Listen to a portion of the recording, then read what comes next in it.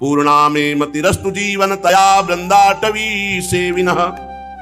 जीवन धन श्री वृंदावन अपने सेवक की मति को प्रियालाल के प्रेम में डुबो देता है। यह है श्री धाम वृंदावन के आश्रय और वास का फल।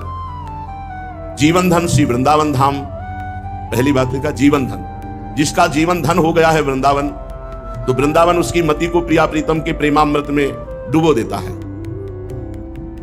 जो ब्रह्मानंद है, ब्रह्मानंद महान सुख है, लेकिन ब्रह्मानंद को जो फीका कर दे उसे प्रेमानंद कहते हैं। श्री प्रिया प्रीतम के चरणारविंद के प्रेमानंद में वृंदावन मस्त कर देता है, डुबो देता है उसको, जिसने अपना जीवन धन वृंदावन को मान लिया। जैसे मंदाकिनी गंगा है, वो अपनी लहर मात्र से पावन कर देती है। गंगा जी का 3 रूप, भूतल पर भागीरथी गंगा, आकाश में अलकनंदा गंगा और पाताल में मंदाकिनी गंगा। तो बोले जैसे मंदाकिनी की धारा, क्यों कहा पाताल में भागीरथी की धारा बोलते? क्योंकि भागीरथी की धारा प्रकट है, मंदाकिनी की धारा यहां सहज नहीं है। अनसुईया जी ने अपने तपोबल से प्रकट किया चित्रकूट में मंदाकिनी जी विराजमान। ऐसे ही आप वृंदावन का आश्रय लेकर भजन बल से इस धारा में डूब सकते हैं। ये सहज धारा नहीं है। भगवत ऋषि जी ने भी कहा है, संप्रदाय नवधा भगति वेद सुरसरी नीर, ललिता सखी उपासना है सिंहिन को चीर। है सिंहिन को चीर रहा है कुंदन के बासन, कै बच्चा के पेट और घट करे विनाशन। बोले चारों संप्रदाय, वेद सिद्धांत, ये गंगा की परम पावन धारा है, कोई भी गोता लगा सकता है।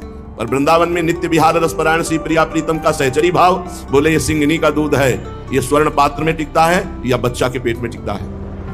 ऐसे ही यहाँ जो मंदाकिनी गंगा की बात की, कि मतलब वो गुप्त है, दुर्लभ है। ऐसे ही प्रेम जो है वो अनंग है, प्रेम अनंग है, ऐसे प्रकट में नहीं दिखाई दे रहा और सबके हृदय में विराजमान है, गुप्त है।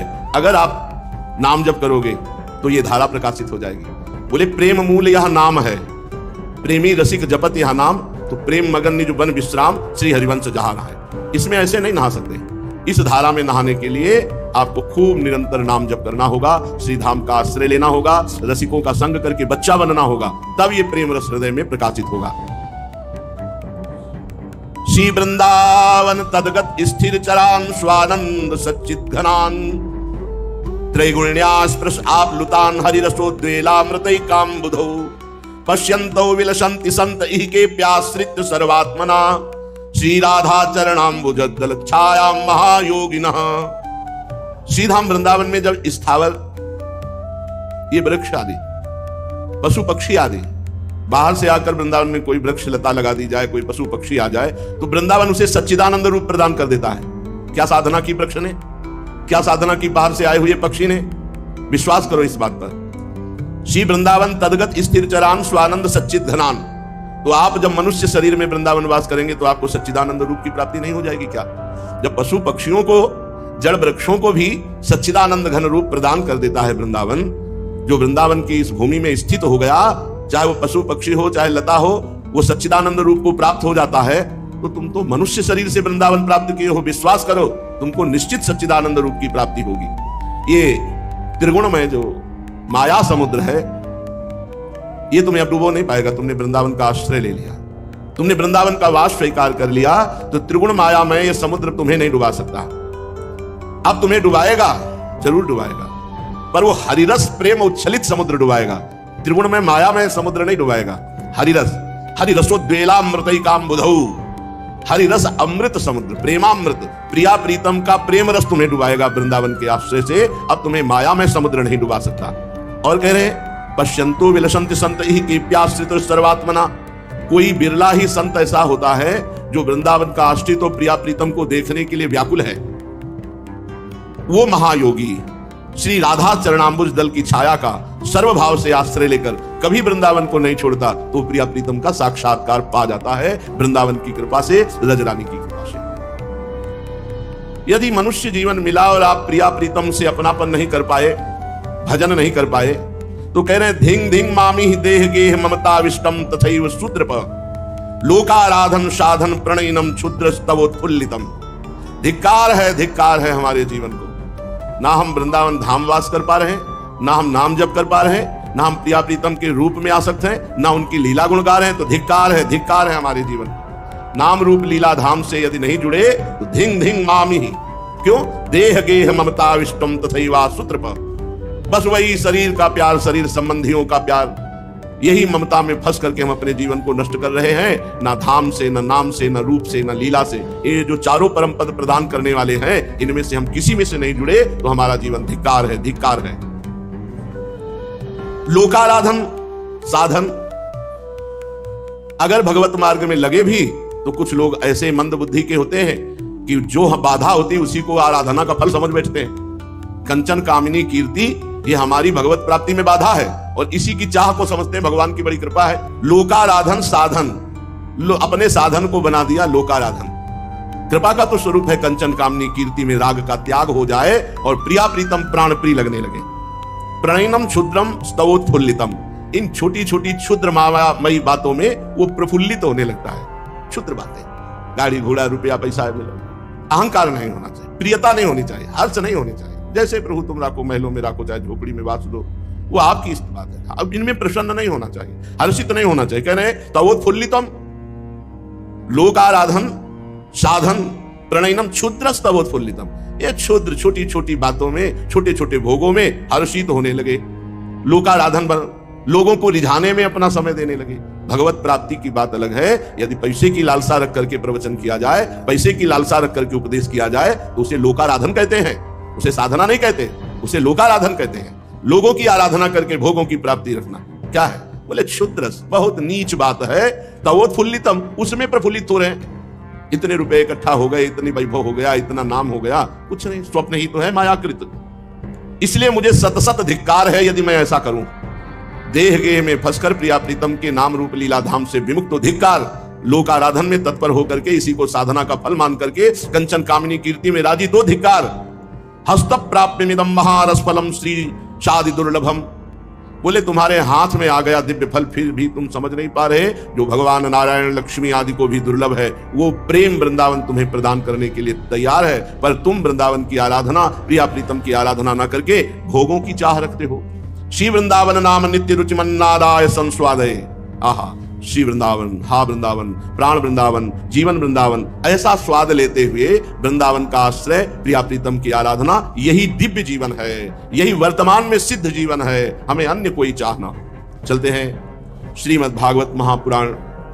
प्रसंग चल रहा है, भगवान नरसिंह देव सिंहासन पर विराजमान है और प्रहलाद जी भगवान की स्तुति कर रहे हैं।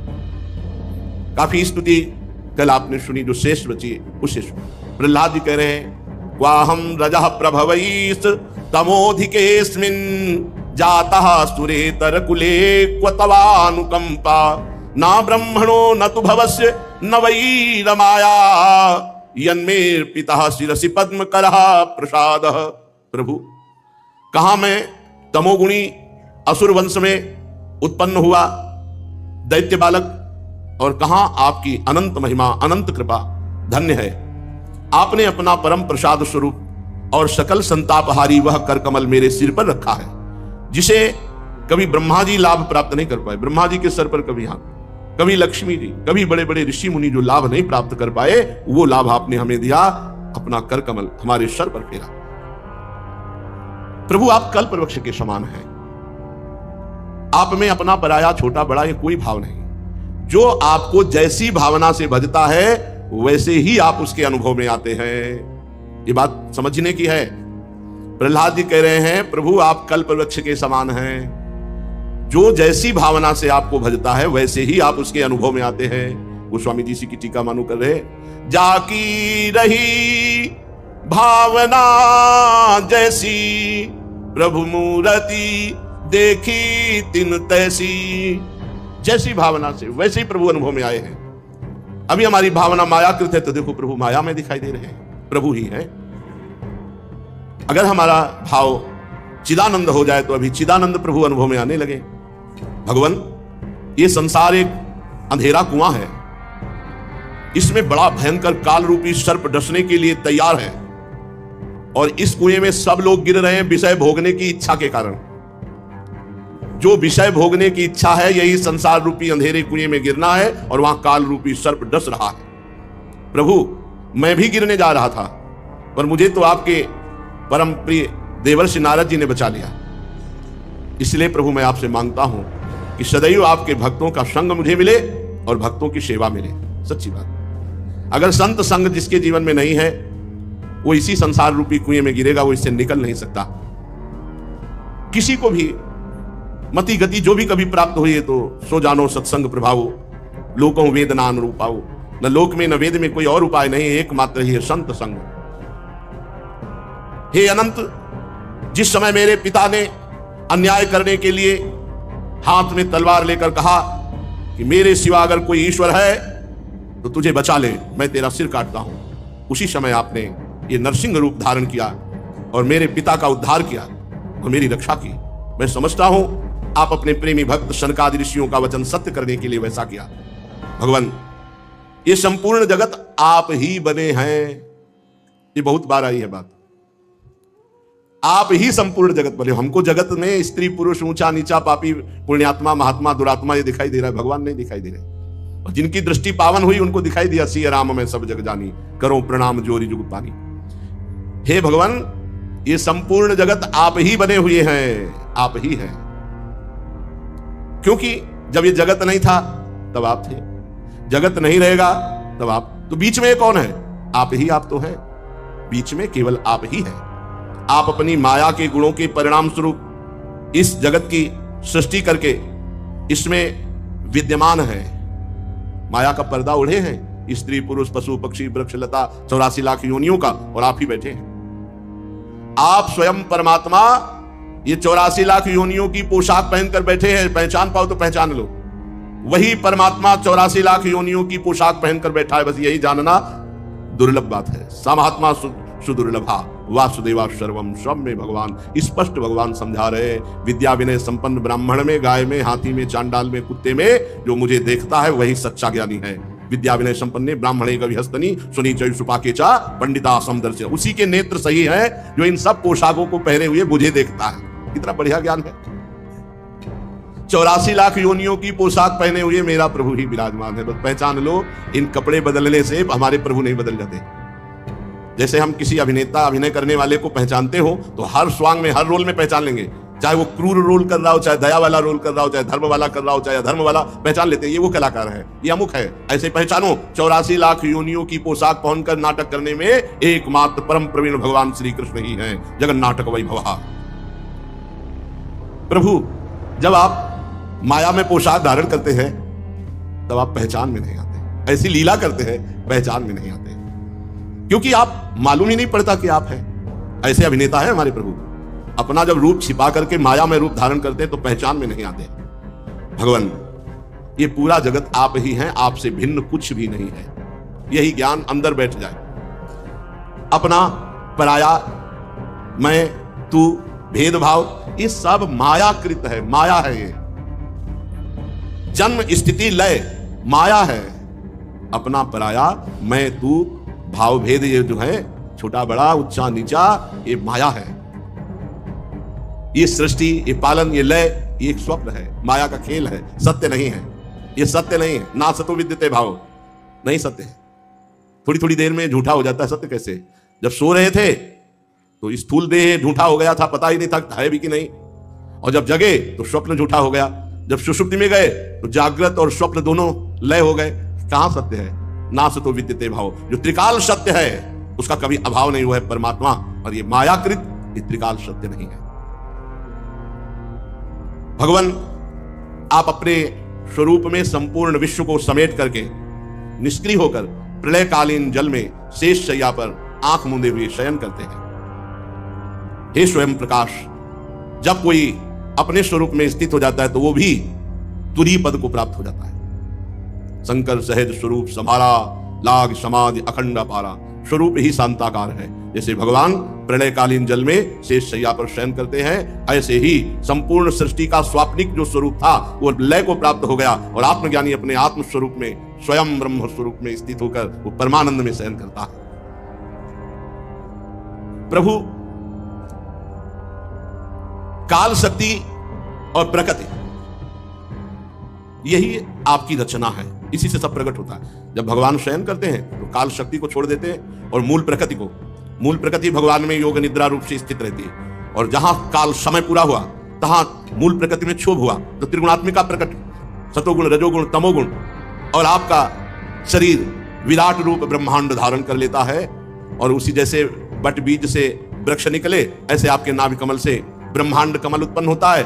उसमें ब्रह्मा जी प्रकट होते हैं, ब्रह्मा जी से संपूर्ण सृष्टि प्रकट होती है। तो हुए तो आप ही ना सब रूपों में। हे प्रभु, हे वैकुंठनाथ, मेरे मन की बड़ी दुर्दशा है। देखो, ये महापुरुष जन हमारे मन की बात प्रभु से करते हैं। जिनके सामने प्रभु विराजमान है, भला उनके मन की क्या दुर्दशा होगी? भला इतने सिद्ध महापुरुष प्रहलाद जी के मन की क्या दुर्दशा होगी? पर वो हमारे मनों को पढ़कर कह रहे हैं कि हे वैकुंठनाथ, मेरे मन की बड़ी दुर्दशा है। ये पापा ही सोचता रहता है, इसे छोड़ दो, इस पर शासन न करो, तो गंदी बात ही सोचेगा, बस और कुछ नहीं। बड़ा कलुषित है मन और बड़ा दुष्ट है मन। प्रहलाद जी वर्णन कह रहे हैं, प्रभु बड़ी इसकी दुर्दशा है। नई तन्मनस्तव कथा सुविकुंठनाथ, संप्रीयते दुरित दुष्ट मसाधु तीव्रम। संप्रीयते दुरित, ये सदैव गंदी बातें, गंदे आचरण, गंदा विचार, ये इसे अच्छा लगता है। इसकी प्रीति है गंदी बातों में। और दुष्ट, ये बड़ा दुष्ट है। मसाधु है अर्थात असाधु, गलत चिंतन, गलत आचरण, गलत विचार, ये दुष्ट है। ये कामनाओं में कामातुरम हर्ष शोक भयषणार्थम, ये या तो किसी भोगों की कामना करेगा और किसी बात को लेकर भयभीत हो जाएगा, कभी हर्ष पैदा करेगा, कभी शोक पैदा करेगा, कभी इस लोक की बात में रति करेगा, कभी परलोक की बात सुनेगा, कभी धन में रति करेगा, कभी स्त्री में रति करेगा। ये बहुत दुष्ट है मन। आपकी लीला कथा में नैतन मनस्तव कथा सुविकुंठनाथ, हे वैकुंठनाथ, हे भगवान हरि, आपकी लीला कथा में, आपके नाम में तो कभी लगता ही नहीं है। मैं बहुत दीन हो रहा हूं, कैसे आपका चिंतन करूं? क्योंकि चिंतन होता है मन से, मन है दुष्ट, मन है बड़ा विषयी। प्रभु, हमारी ऐसी दुर्दशा है जैसे एक पुरुष की कई पत्नियां हो और सब अपनी अपनी सैया की तरफ उसे घसीट रही हो, तो उसकी कैसी दशा होगी? ऐसे हमारी दशा हो रही। जिह्वैकतोच्युत विकर्षति मा वितृप्ता, शिष्णोन्यतस्त्वगुदरम श्रवणम कुतश्चित्। प्रभु, ये जिह्वा स्वाद के लिए घसीट रही है, अच्छा अच्छा खाने को मिले। इतना मन दुष्ट है, ये दुर्दशा किए है। आपके नाम जप में नहीं लगेगा, लीला कथा में नहीं लगेगा, परमार्थ की बातों में नहीं लगेगा, गंदी बातों में लगेगा। हमारी दुर्दशा किए हुए है। जैसे कई स्त्रियां हो एक पुरुष के अपनी अपनी सैया की तरफ घसीट रही, ऐसी दुर्दशा है कि जीव घसीट रही अच्छे अच्छे पदार्थों के पाने के लिए। ये खाया जाए, ये पिया जाए, ये खाया जाए, बस इसी में। जनेन्द्री शिष्णोत्यंतस, जनेन्द्री बार बार भोग के लिए, इस शरीर को भोग लिया, अब इस शरीर को भोग ले, इस शरीर को भोग ले, इस शरीर को, ऐसे पूरा जीवन। रसेंद्री घसीट रही अच्छे अच्छे खान पान के लिए, और जनेन्द्री घसीट रही है सुंदर शरीर भोग के लिए, त्वचा घसीट रही सुकोमल स्पर्श के लिए, और पेट कभी अघा ही नहीं रहा। सुबह भरो, दोपहर भरो, शाम भरो। कान गाना सुनना, संगीत सुनना, भजन नहीं। ये मोबाइल बहुतों को बर्बाद कर रहा है, जी नहीं सकते मोबाइल के बिना, ऐसी स्थितियां हो रही। देखो, जो देखते हो उसी का मनन होता है, जो सुनते हो उसी का मनन होता है, जो बोलते हो उसी का मनन होता है। तीन बातों का बहुत बड़ा प्रभाव, श्रवण, कथन, सुमिरन, इनका बहुत बड़ा प्रभाव होता है। हमको ना चाहते हुए भी मन फंसा देगा यदि हम गलत श्रवण करेंगे, गलत चिंतन करेंगे, गलत मनन करेंगे। कान मधुर संगीत की ओर घसीट रहा है, जिह्वा स्वादिष्ट भोजन के लिए, जनेन्द्री शरीर भोग के लिए, त्वचा कोमल कोमल कपड़ा लत्ता स्पर्श के लिए, पेट भोजन के लिए, कान मधुर संगीत के लिए, नासिका सुगंध के लिए, नेत्र रूप के लिए, सौंदर्य रूप के लिए।